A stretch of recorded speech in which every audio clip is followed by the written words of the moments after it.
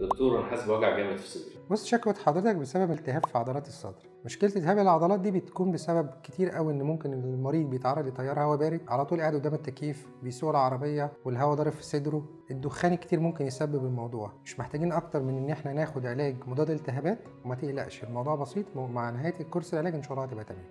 يا دكتور، بحس بألم في صدري. بص حضرتك، الشكوى اللي عندنا ديت ملهاش دعوه خالص بالشرايين التاجيه.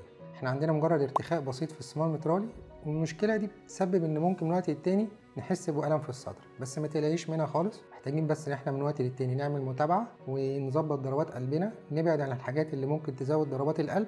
وما تقلقيش خالص. يعني يا دكتور، الصمام ده مش محتاج ان هو يتغير؟ لا حضرتك، مجرد الارتخاء البسيط في الصمام دي حاجه مش محتاجه خالص في الوضع الحالي ان احنا نغيره. تغيير الصمام ده بيكون في الحالات الارتجاع او الضيق الشديد في الصمام، ودوت مش حالتي خالص في الوقت الحالي. علشان كده انا بقول لك ان احنا من وقت للتاني يفضل ان احنا نعمل متابعه. دكتور، بحس بوجع في صدري من وقت للتاني كده.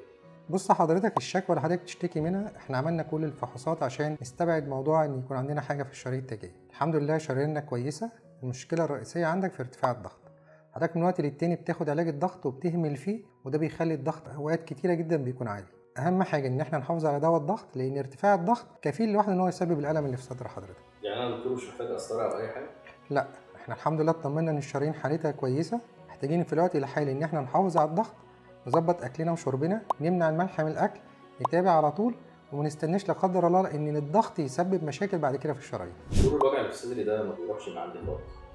بص حضرتك، الوضع الحالي والتغيرات اللي حصلت في رسم القلب بتدل ان احنا عندنا فيه عدم استقرار في حاله الشرايين. عشان كده احنا شايفين ان دلوقتي الوقت المناسب ان احنا لازم نعمل تصوير للشرايين عن طريق القسطره التشخيصيه. اكتر من كده هيبقى احنا متاخرين في خطه العلاج، وممكن ياثر على عضله القلب بالسلب، ويبقى معالجتها امر صعب.